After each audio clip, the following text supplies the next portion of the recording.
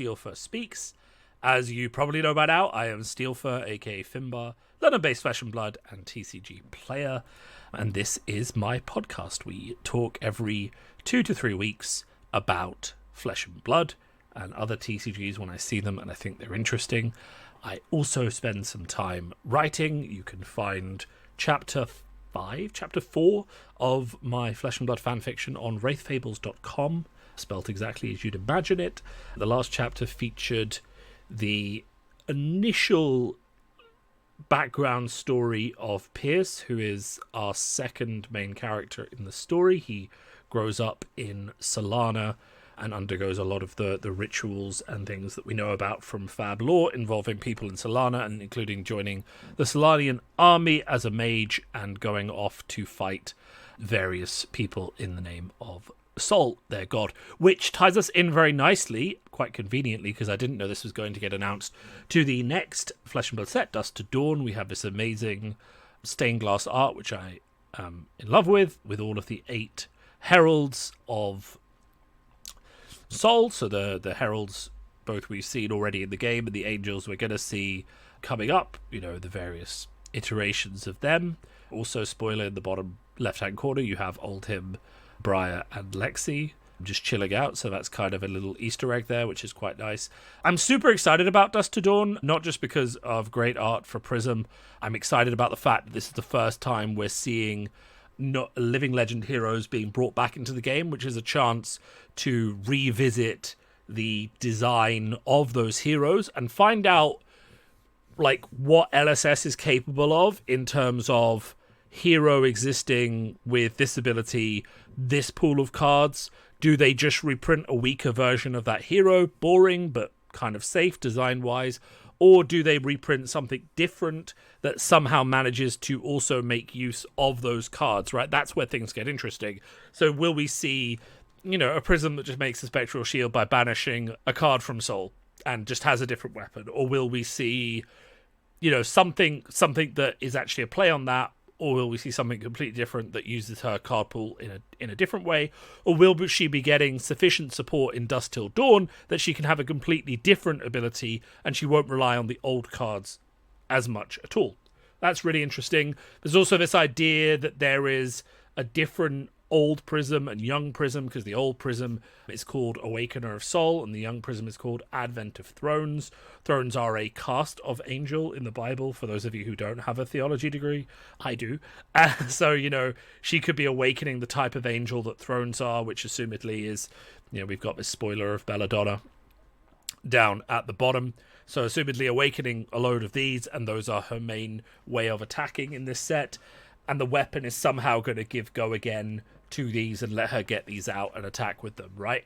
So that's Prism. I mean, it's really interesting. We've heard from LSS's sort of discussion over the, different discussions that they kind of aim for more complicated, weird heroes in Blitz and simple but creative heroes in CC, right?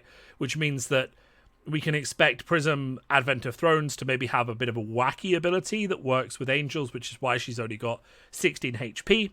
And we can expect maybe Prism Awakener of Sol to have a more straightforward ability that allows for some creativity, but is easier to balance because it's more regular. Then we have the question of where's Chain? We've kind of been told that Chain isn't coming back, but they could still be baiting us because we've only seen a card for young Vincent, who is new Runeblade that's replacing Chain and the Shadow Runeblades. But we could still be getting an adult Chain, so we could have, similar to the way we had young only Arachne in Outsiders, we could be getting a young and old Vincent, but we could be getting an adult Chain, and they could just not want Chain back in Blitz in the way that he was before, because Ursa is very powerful, even in Blitz. So, that's an interesting thing. The other interesting tidbit, of course, is Bellona. I keep calling her Belladonna, but Bellona literally means war something in Latin, is a light angel ally. Now, there's been some speculation as to whether that means that Bolton will be able to play this card. And, I don't actually know if he will, but if we look at Soraya,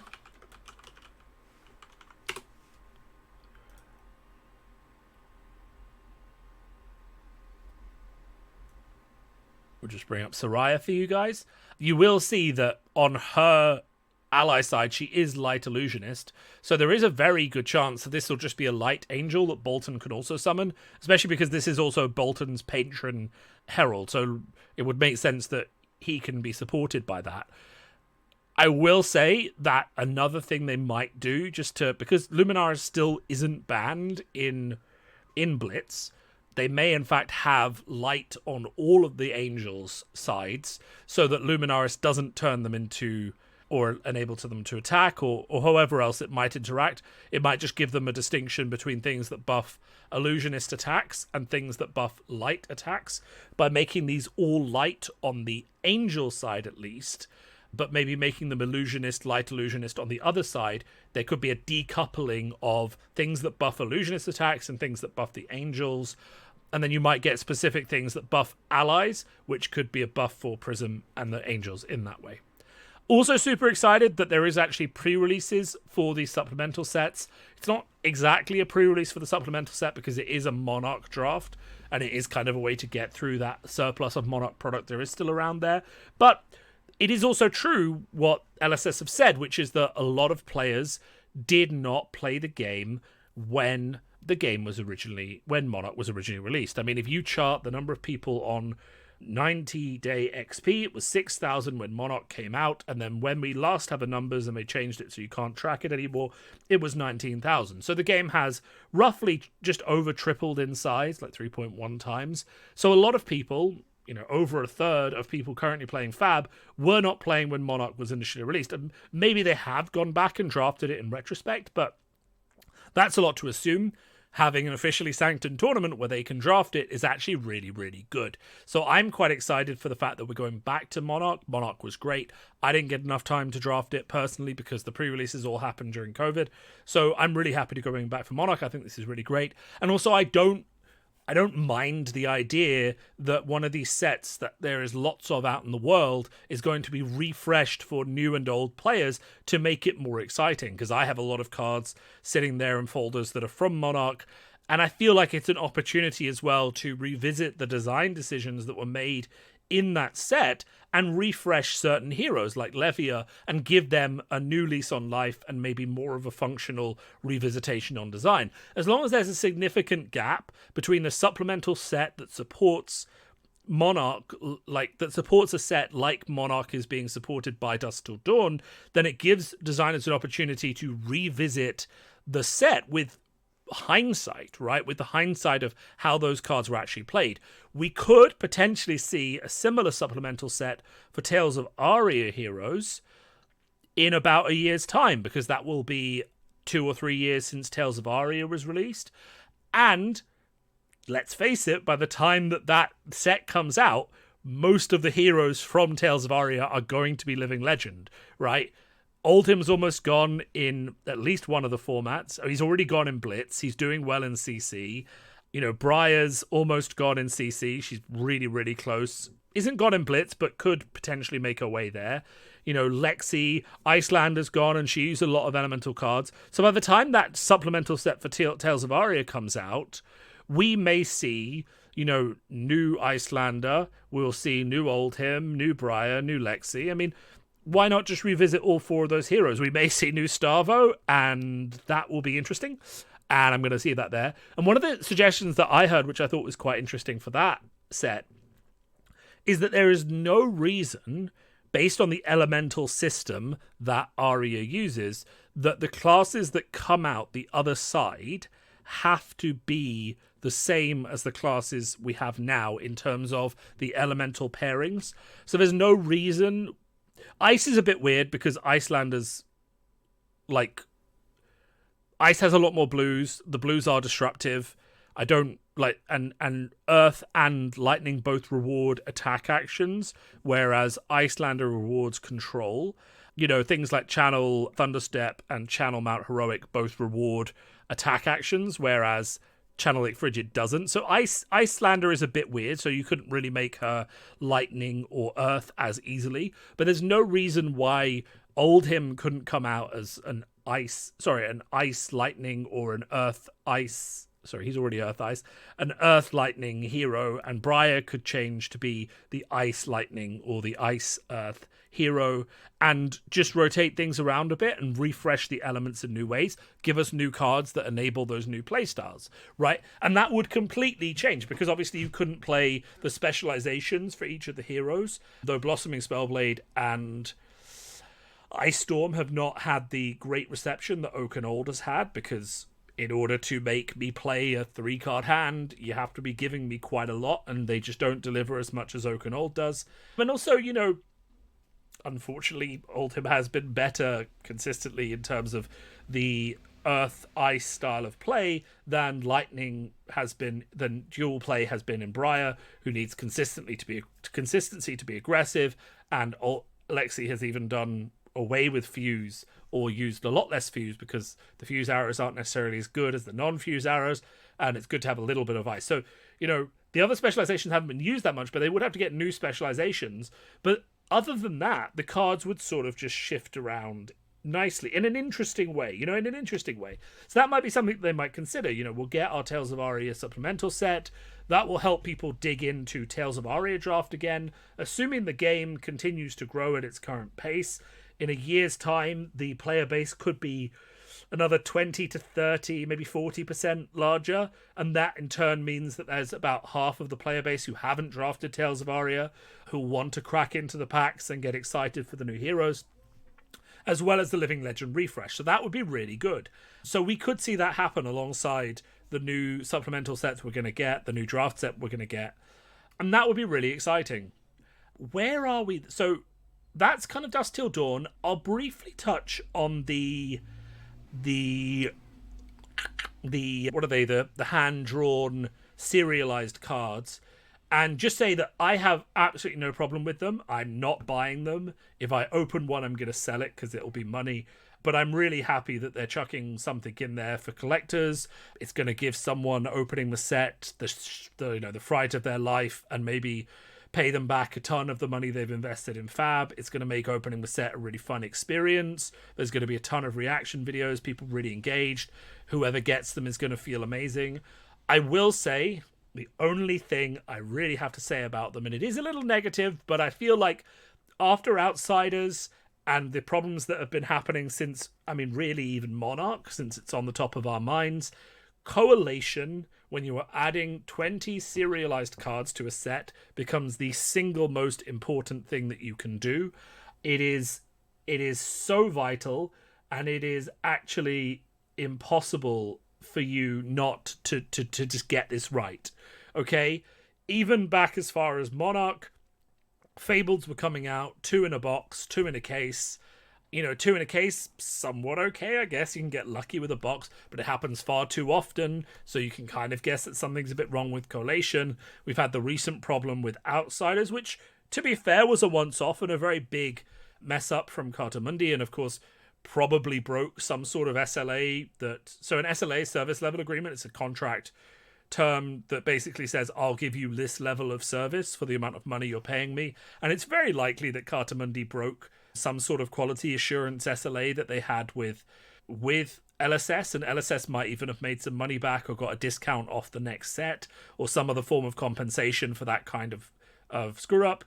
If they might not have, because LSS is not, as big as some other card companies, but you can imagine if that kind of mistake happened in Magic, Wizards of the Coast would be knocking on the door of their printing shop, being like, hey, what have you done? You're going to give us some money back for the mistake you made. Just like any of us would be. If you made an order with something and they massively messed it up, you'd be saying, well, I'm not paying for the full for that. So hopefully that's happened and LSS got a bit of money back. And also, let's remember that it was only a positive. So what happened was one print run, so about 1%, 2% of the boxes had an extra print sheet of legendaries added in that replaced the rainbow foil slot in these boosters, right? The rainbow foil rare slot, I think it was, in these boosters. So only those boosters got extra. No one else's boosters got taken away. As versus what happened with a Pokemon set recently, where it was shown some years after the fact, that one of the employees on the print run line had stolen a load of the hits, I think hundreds and hundreds of the hits, out of the print run before it had gone in, which means in that case, the boxes you're opening are inferior to the boxes that you were promised, and the drop rate of the cards is inferior to what you were promised as well. And in a sense, you're gambling under unfair pretenses. Now, if you were in Europe and you were doing that, and you were saying, I'm opening these boosters and they are dropping something at a rate less than they are supposed to, the European Commission is actually really, really strict on that kind of thing in gacha games and in online gambling. They say you have to publish the rates of the drops on these gachas, and if they are wrong, we're going to have a problem. So I think that there's an applicability there to TCGs as well. And if I was a Pokemon player and I had opened a lot of that set, I would be considering, is there a class action lawsuit or something I could take against Pokemon to say, actually, I opened X amount of your product and I get thousands of other people on board with me, and the rates of the drop rates were not as advertised. Now, maybe that doesn't work in America, but I think it would work potentially in Europe. Anyway, not to talk about Pokemon, but the point is there is a difference between a negative removal of hits from boxes and a positive addition of hits from boxes. And the difference is that when I opened a case that didn't have a legendary in, I wasn't screwed because someone else got 26 legendaries in a case. I was just screwed because legendary distribution sucks in Flesh and Blood, right? Big difference.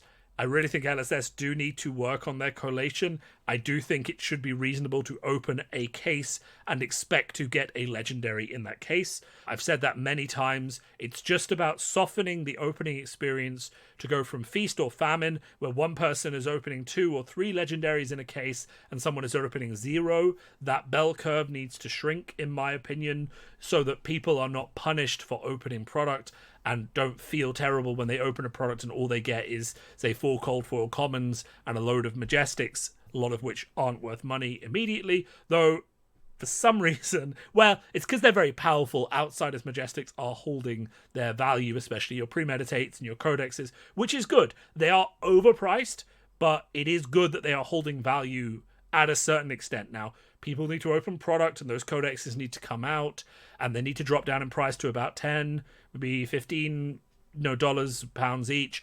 But the fact is that it is still good that they are at least holding value. The difference really is the disparity between their value and the other majestics, where it's so good that if you don't hit codexes and a legendary, you actually inevitably lose value. So that's good. I'm really happy about these. If they fix the collation issues, if we get into a disaster scenario where all of these end up in one small region of America, like California, not small, but you know what I mean, or someone pulls 2 of these out of a single case or a single box because the collation wasn't done properly, it'll not only be a PR nightmare, but I think it will remove trust in LSS, and it is eroded already. And I think that's important to be aware of. Like, trust in LSS's collation is eroded already. And a lot to the extent that a lot of local people I know are saying, I'm buying singles, not boosters, because I don't trust that I'm going to get a hit. It feels bad not to get any sort of hit. And I'm just there I'm just there with 6 majestics that aren't really worth anything for the price of a box when I could have just bought half the singles I needed for that price. So that narrative is already happening. I think LSS have a chance to win people back over by fixing the collation issues. But I think if these serialized cards are going to go out there and if the collation isn't good, then that's going to really, really damage trust. And the thing is, it's so visible as well. So I hope that LSS realizes that announcing you're going to do something like this is also a commitment to fixing your collation issues. And if you don't do that, then it's going to massively reflect negatively on you. Right. Moving on from that, it was an interesting discussion just to the Pro Tour and to the ban and suspended announcement, which I think is the next big topic we're going to address for the last half of this podcast. So the top meta was Lexis, Azaleas, Dromais, and Ultims, right? And essentially what I understood things as coming down to is that the Lexis got paired into Dromais and each other. So there was a Lexi pairing, Dromai into Azalea, and Lexi into Dromai, right? And because of that, Dromai being quite good into Ranger, none of the Rangers were able to push forwards except one of the Lexis who went ahead of them. So there was a bit of top bracket shenanigans going on there. Not deliberately, but just that the Rangers being paired into the Dromais rather than into other Rangers kind of really stymied their chances of moving forwards.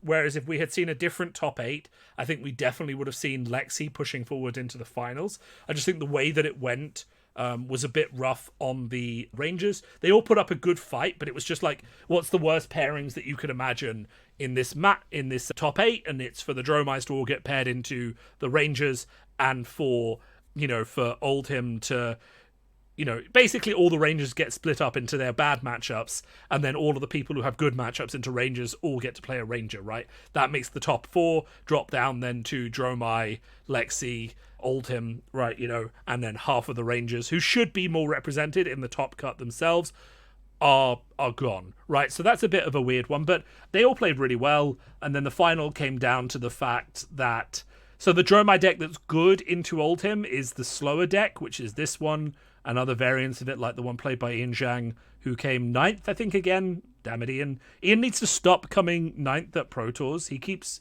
doing very, very well and not making the top cut, and it's making me sad. Because in my opinion, like, if you think about consistency, reps, commitment to the class in terms of bling and everything, I personally think Ian Zhang, best illusionist player in the world. Best Dromai is a distinction, I think, of the game in terms of classes. And, Ian consistently performed Pro Tour 1. I think he did all right at Pro Tour 2 as well, and he came 9th at this one. He keeps coming within the top, 20 at Pro Tours on different illusionists, and he doesn't play anything else, and he's just really good at delivering scores. And I think, if Illusionist keeps getting support, Ian is eventually going to win a Pro Tour on Illusionist. You can take that as a vote of confidence if he's listening to this. I fully believe that if Illusionist continues to get the level of support it is, that you're going to win a Pro Tour with that. Not to downplay the good performance of the people playing Dromai at this event. Those guys are good as well. It's just that name down here. And, there was a bit of a discussion going on at the Pro Tour in terms of from the UK, not from me by myself, but from UK and EU players in general, that kind of pertains to casting at the Pro Tour. And the casters were great. I really enjoyed the casters. I especially, just because I'm a nerd, I enjoy the more technical casters who talk to me through, play by play through the game, break all things down like I'm watching League of Legends or something like that. I don't really enjoy the showboating as much, but that's because I know the game very well. I appreciate the showboating and the hype and the fun, more fun side of casters have to be there for the people who aren't as familiar in the game, to keep them engaged with the stream and maybe make them stay long enough to ask, hey, what's this? Can we play it? But, there was a bit of a narrative coming out of Europe again during this Pro Tour, and it has happened before, where good European player comes up or isn't on the stream despite the fact they're doing very well, or comes up in a discussion on the standings and the casters don't know who they are. And I mean, it is impossible to know who exactly everyone is. There's loads of players, but, the most egregious one that stood out was obviously Shamir. The caster's been casting for a long time, but Shamir did top 8 the last Pro Tour. So, saying that he's a local player, not recognizing his name, not getting him on stream, and then you've got European players just looking there being like, do my achievements not matter as much, right? And that's all that it is. It's just people wanting valid recognition for their achievements, right? So there's a bit of that going on in terms of caster recognition of EU players. A few people commented it to me, so it's not just me saying it and going up on a pedestal and ranting. A few people, apparently the Dutch Discord was a bit, what's going on when Ian wasn't on the stream, despite the fact that he's also playing Dromai and he's coming 9th and doing really well, and he's not getting that recognition despite constantly, as I say, consistently performing very well. So that happened. That's all I'm going to say about it. It happened. But I do think that there is a learning for... It's a tricky one, right? Because in terms of player-driven narrative, the US is the largest market for Flesh and Blood. So if you're driving a player-driven narrative, the people who are going to resonate the most with your players are the other people from the US. But I think you do need just a little bit more of a balance to get a little bit more awareness and promotion of those really good EU players who aren't just Matt Folks, and Pablo Pintor who won Pro Tours, but there are people who did very well at previous Pro Tours and callings who I think deserve a little bit more caster recognition when they show up on the top tables and get on the stream a bit more and a bit more sort of talking about how great they are and the sort of accolades they deserve, right? Where was I? So Dromai. You've got these 2 Dromai lists in the top 8. You've got Oldhim list, which is kind of like semi-fatigue. So, I mean, it's semi-fatigue because it has all these defense reactions and it can happily fatigue, but it does also have this really good cadence of 4 cost 8 strength attacks and some pulverize and some pummel.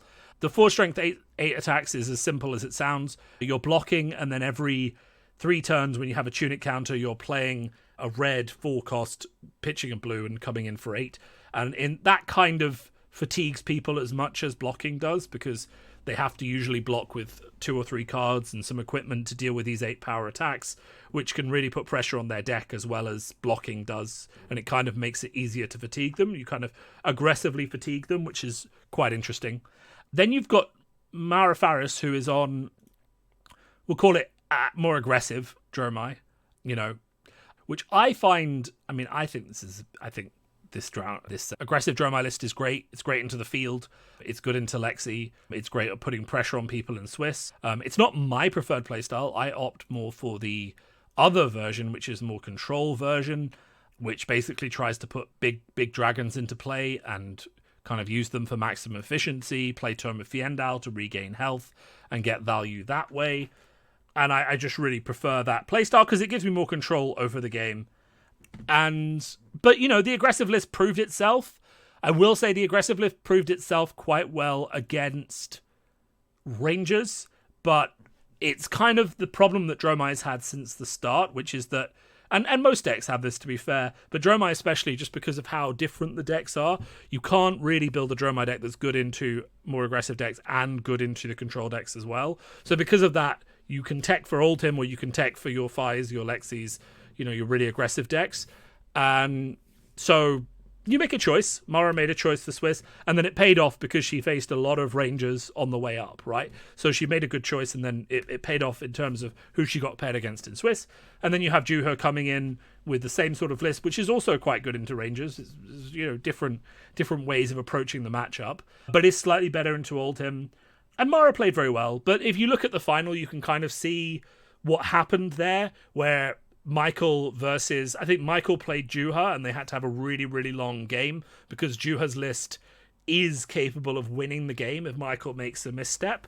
And Michael has to go down to the wire in terms of cards, having a defense reaction on just the right turn for Ghostly Touch. And all of these things have to go perfect for him.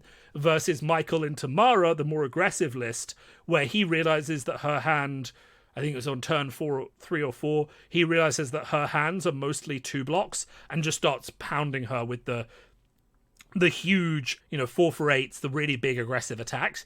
And once he realizes that her hands aren't going to be able to block his crushes, his pummels, he kind of can take the tempo and just constantly put threats out there, Rouse the Ancients, pummels, spinal crushes, and basically rip her hand every single time. And that's the distinction between the 2 versions of the Dromai deck. One being focused on big dragons and a lot more block, and the other focused more on aggressiveness. Into Oldhim, having all those 2 blocks really punishes you. So that's it. So, if there had been a different Dromai versus Oldhim in the final, we might have seen, to be honest, we don't need to say it like that because we saw what the other Dromai deck would do into Oldhim earlier on when Michael played Juha. So, that kind of gives you a snapshot of what the other sort of Dromai into Oldhim would have looked like, and Michael still won. So he's the undefeated, undeniable winner of that matchup. So there you go. Oldhim looking really good. I think the real question for people, because we're going into RTN season now, and the sort of the roundup, I guess, and the final thing I want to talk about is just what are you playing at RTNs? Obviously, from these facts, you have roughly 4 choices. You can play Lexi, Azalea, Dromai, or Oldhim. What else could you play? So, Oldhim is So the best deck in the format, in terms of win rates into the most heroes, is Lexi. Lexi has like a 60% win rate into every other hero. It's one of the highest we've seen of any hero in the game. If you're going into a tournament where you don't know the field, you play Lexi, right?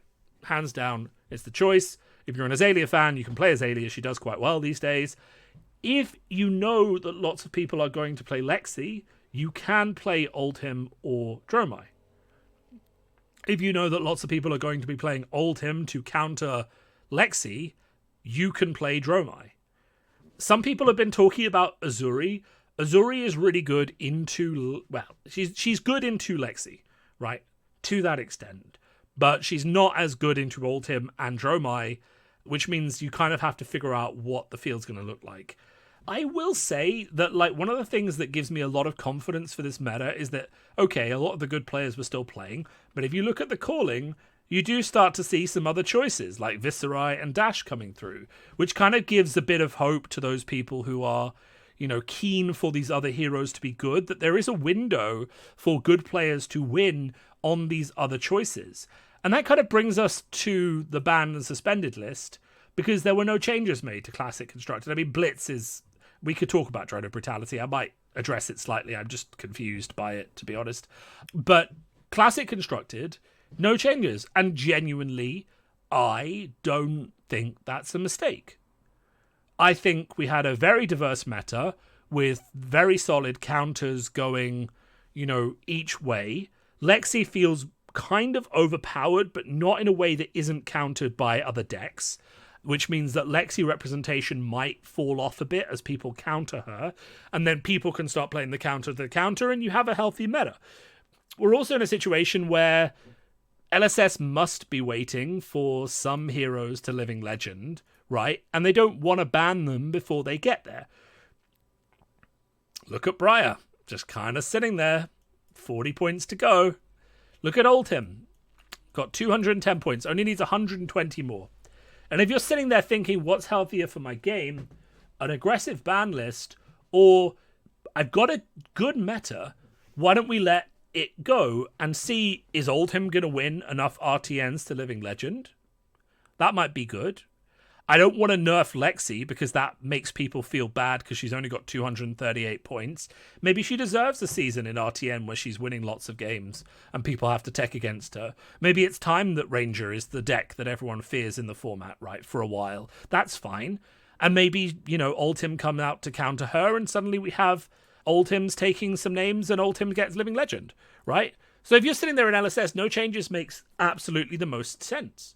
There are loads of heroes you can play. We're seeing Dashes and Viserais do very well, and we're seeing, of course, the main three do very well. There's a chance for everyone to get some Living Legend points. I don't feel like it's a confusing meta with one hero just completely and utterly smashing the format, even though Lexi is the best deck, right, with a high win rate. I don't feel like she runs away with it so much that you need to aggressively make changes. So I think this is actually the best choice, right? If different heroes win RTNs, then we're going to be into the new Living Legend season. If Oldhim wins, how many is it? Okay, so I mean, Oldhim has to win 60 RTNs. Could happen. Could happen. I don't know if it will, but it could happen. But, you know, so if he does, he Living Legends. No one else is really close except Briar. If she wins 20, she goes. But, you know, I think this is the right choice. I can't help but see that it is. People are saying, oh, they should be tuning things and stuff like that. But I'm like, bans are more than just a tune. Bans are an acknowledgement of a design flaw, at least in my mind. Like, a meta where one hero is better than the others, right, isn't bad, especially if that hero hasn't been dominant for a long time, right? That's just giving those players their chance to shine. And I don't think there's anything design-wise wrong with the current format we're in. I feel like everything feels like it's playable, fun, has counters, interplay. I feel like it's just a really good format. And I'm going to leave it there. I do think that this is a bit of a, you know, despite being a top 50% at the top 8, you know, Dromai just knocked them out, right? Because that's just what happened, right? Dromai is good into Lexi. I think if Lexi had been paired into each other, or if they had faced more Oldhims in a row, or if Azalea had got paired into Oldhim, you know, things would have been different, right? So that's where things get interesting. On the Blitz thing, just to wrap up, like, all of this is fine. Things are Living Legending. These cards come back because the heroes that they were legal in aren't a problem. That's fine. And then you've got this. You've got Drone of Brutality. So Drone of Brutality is such a weird card. It has infinite free recursion. You know, it just puts itself back into the deck. And it pops Prism's Illusions, right? So when they banned this originally, it was seen as too free, right? You get free infinite recursion. That's just too much. We can't give away that sort of... And it was making grindy games happen where everyone has Drone as the last 3 cards in their deck, and Ira has some blues, and we're just constantly seeing these Ira versus Ira mirrors where Drone is going on. But things have changed a bit since then, which is why I don't completely disagree with this. Now, I do actually disagree with this because I don't like cards that have no cost and no limitation. And the limitation on Drone is... It's just not there. It never hits your graveyard. There's no way to banish it. It just constantly keeps looping. The limitation is really the deck building slots that it takes up. But if your game plan is to get to end game with like Azuri and just attack with a blue stealth card and then play Drone, you're going to put the stealth card on the bottom, you're going to put Drone on the bottom, and Azuri never fatigues, and things get kind of weird. So I don't agree with unbanning a card that has a free... powerful effect that constantly recurs itself for nothing, especially in a game where you have a hero that's entirely designed around managing the amount of 6 power attacks that your opponent has in the Illusionists, right? It doesn't really make sense to give someone a free one that's going to come back. And every time I pop something with Drone of Brutality, I get the Drone of Brutality back. And that just seems like, you know, how broken is the new Prism that they need to give everyone Drone of Brutality to stop being worried about it, right? But if Prism is running on Angels, then it doesn't matter as much. But that just feels weird to me. I don't like the idea of unlimited free recursion. But the counterpoint to that is that Drone of Brutality has been power creep to hell, right?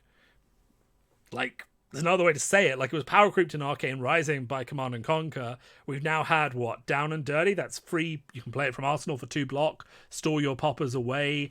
We've had Erase Face. We've had Amnesia. Even Wreck Havoc, arguably, is better than Drone of Brutality. In terms of doing what attacks need to do, in terms of getting damage through, all these cards are better. So maybe the punishment for playing Drone of Brutality is that you have to play Drone of Brutality, which is dead unless you go to Fatigue, and Blitz games are happening really, really fast. Like, maybe it just doesn't matter anymore because Drone is power creep to hell and you just don't need to have infinite recursion in the format, and you'd be better off just playing CNC, Erase Face, and Amnesia as your 2 for 6 package, or any of the class cards that suit your class card if you're playing 2 for 6s, like Shakedown or Sneak Attack, or, you know, any of those. So maybe it just doesn't matter anymore, and maybe I'm overreacting to the infinite recursion, and it's not that important, but equally, I feel like the card could have just been left gone, and no one would have cared.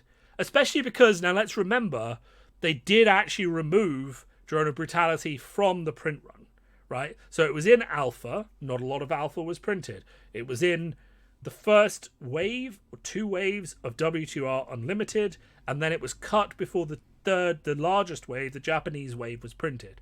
So when people I know read this, the first response was, where are we actually getting drones from? Because it's not in History Pack 1 either. It's not in White Border.